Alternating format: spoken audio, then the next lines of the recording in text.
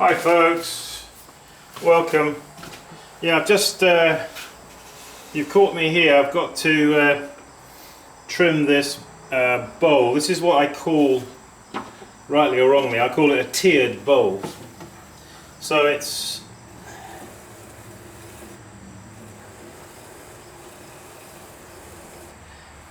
basically going like this, you see. I daren't take it off the wheel because if I do, it was kind of difficult to get, well, because I had to go over the wheel head, you see, and you can see how close it's running there to my box, so, and my wheel tray box. So very important to get it on center, of course.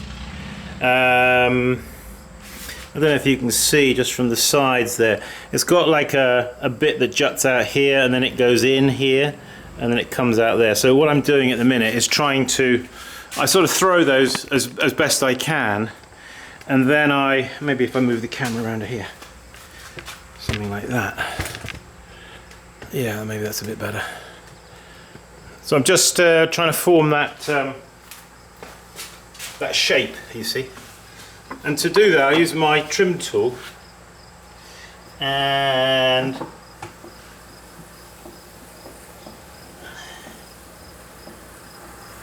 so I'm carving out here in this area.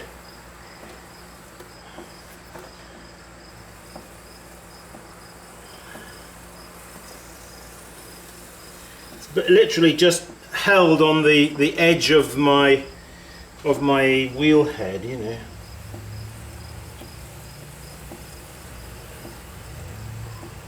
So there's one there. I'm just roughing them out at the minute. Like that and like that.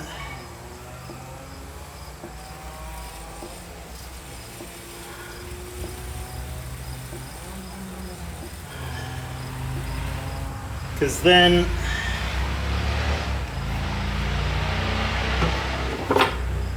never-ending motorbikes.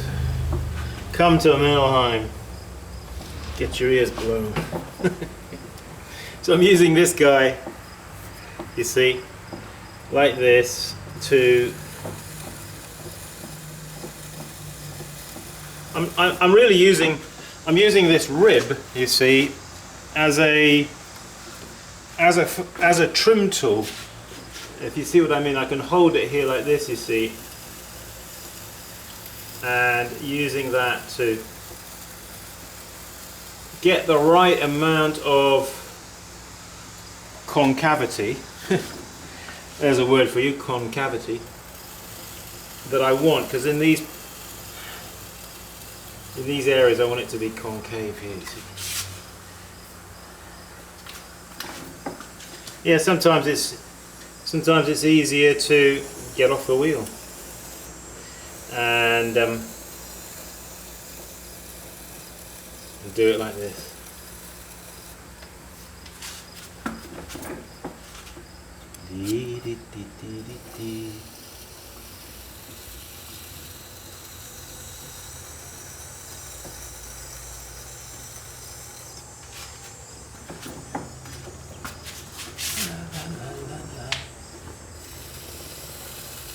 Yeah, today is Thursday the 18th, I believe, of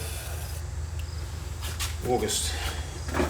We just had a workshop this last weekend, and we had 5 people from Canada, New York, Pennsylvania, Virginia. Yeah. So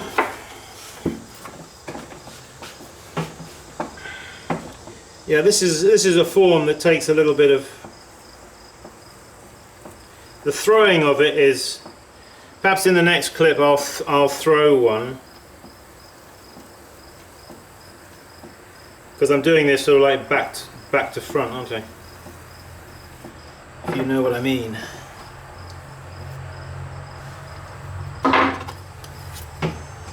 So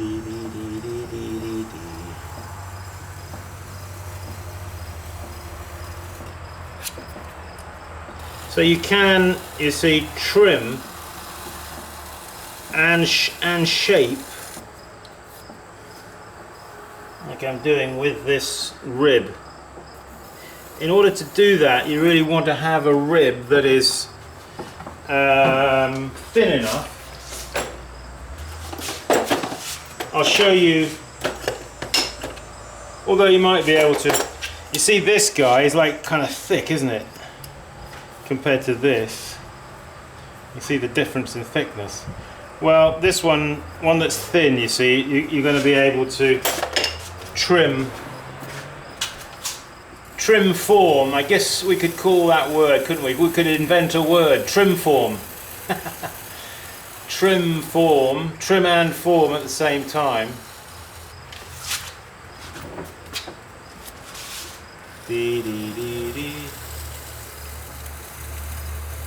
Yeah, as I was saying, this is a sort of form that I need to throw, but then the finer details of the form, with this particular one that I'm doing, I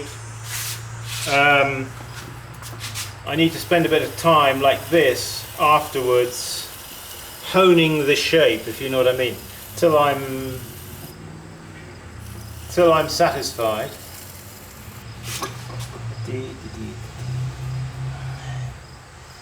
Yes, well, there's going to come a time when I'm going to have to lift it off the wheel and then do some more actually on the inside.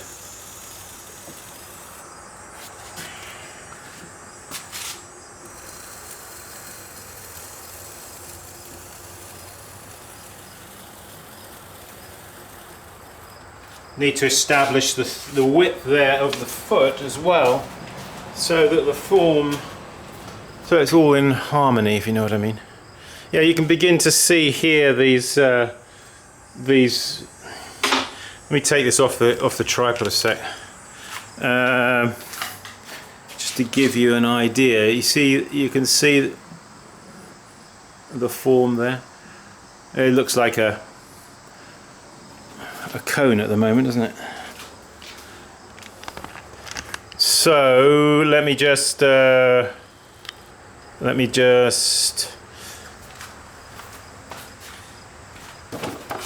out the center of that foot.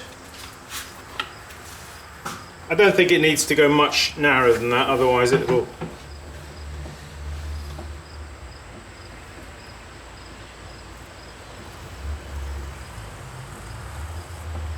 Okay. So when you're going to do a carving out of a foot, sometimes it's an idea just to put in a guideline, something like that. You see, before you cut, as it were.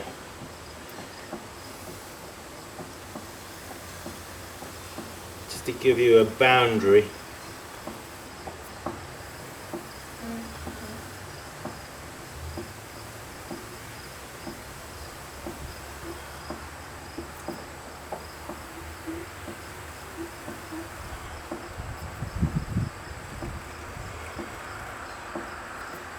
Remember, always break your corners, don't leave any sharp corners.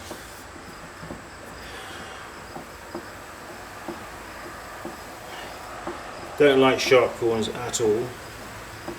They look out of place, and also they're not practical because they can chip. So give your pots. So I'm getting the feeling that I need actually to remove a bit more material here. Give it a bit more spring in the foot, you see. That's where pots, you see, that's why it's important to get your pots. Get the width of your, don't make pots. You see, if you make pots that are very dumpy with wide bases, it gives a sensation of being a bit of a slow mover, you know. Not. There's a pot that does not have much spring in its step. So the narrower you go in the foot, the more lift you give to the pot. I think you'll agree with me if you look at your own pots.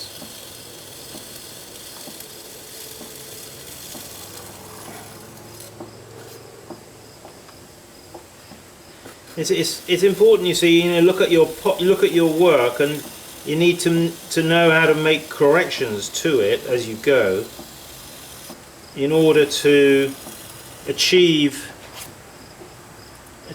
the result you want.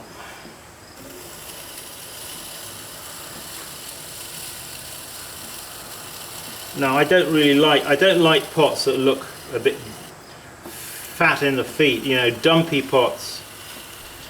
I try to make pots that have got a feeling of spring in their step, let's say.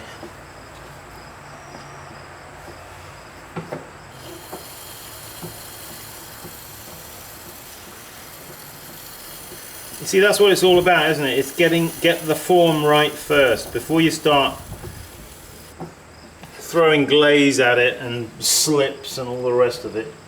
Make sure you've got a good form there underneath all that, because you can masquerade a pot, you see. You can masquerade a bad pot as a good pot by a glaze that draws too much attention to itself. Because what it does, the glaze takes away the attention from the bad form that is underneath. So you really need to get the form good. And that's often, I think, you need to train your eye, you see, to be able to. One thing is just to have ability, technical ability is only a part of it. It's important, but you've got to train your eye. Because if you've just got technical ability, what you can end up with is just technical ability to make bad pots. And we don't want that. We want technical ability to make good pots. And the learned knowledge of how to tell the difference between what is a good pot and a bad pot. That is something, isn't it? That's a challenge, isn't it? Ooh, Simon, you're talking riddles. How can we understand such things? Nah, it's not riddles. It's just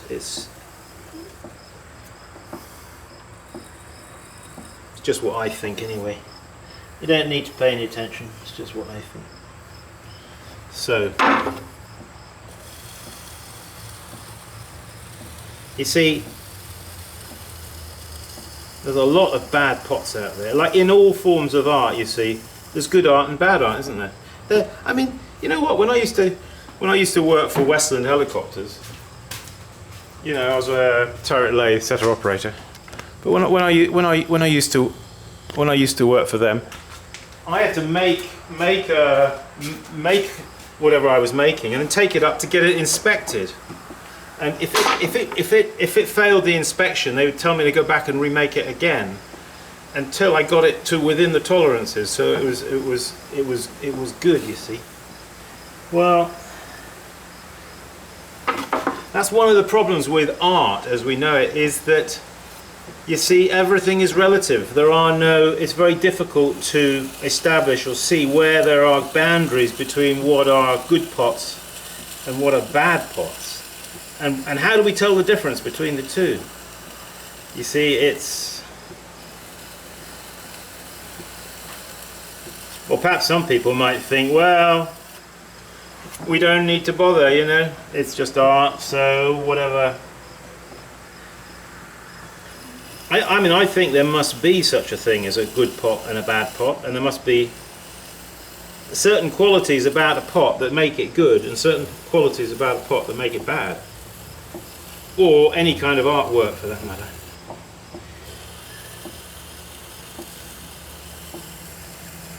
Yeah, sorry, rambling thoughts. Okay, let's not prolong the agony. There is that guy. Now that is, you see, I've done the foot there. And the outside of the pot is basically done. That's not to say I won't go back to it again, because I probably might do, just to, you know, if I think it needs tweaking a bit. But now I've got to turn it around the other way and do the inside. But I'm not going to do that right now because it'll make it too long, the clip. But we'll make that into the next clip. Thanks for joining us, folks. As you can see, we need to keep practicing, don't we? And yeah, if you're on holiday and you're in Pennsylvania and you're nearby and you know you want to come and visit me here, then please do. You know, I always like it when people drop by and call me up or email me saying we're in the area. Would it be okay if we stop by? Yeah, absolutely, it would be okay. I'd be delighted to see you. So just do that, please. And now, on another note, if you're somebody who is possibly interested in a Leach treadle wheel, but you're sort of umming and ahhing about it, and you're not sure because you've never tried one or anything like that, if you're somebody like that, then again, I offer you, please come here, visit me, and try out my wheel. I will give you an apron and give you clay, and let you get on the wheel and get dirty and have a go and see if you like one of these wheels, if you're somebody like that, you know. I understand, you know, for people who've never tried a Leach treadle wheel like this, we are offering these right now. I'm trying to get some orders together for a batch of another 5. So if you are one of the 5, get in touch with me. And if you're sitting on the fence because you want to have a go and try one out, then just come by here, visit me, have a go. Spend an hour here working on one of these wheels. I've got 2 of them. So, okay. Hey, thanks for joining us. And yeah, hey, keep practicing. I'll see you soon. I'll see you in the next video. Bye-bye. See you in the next video.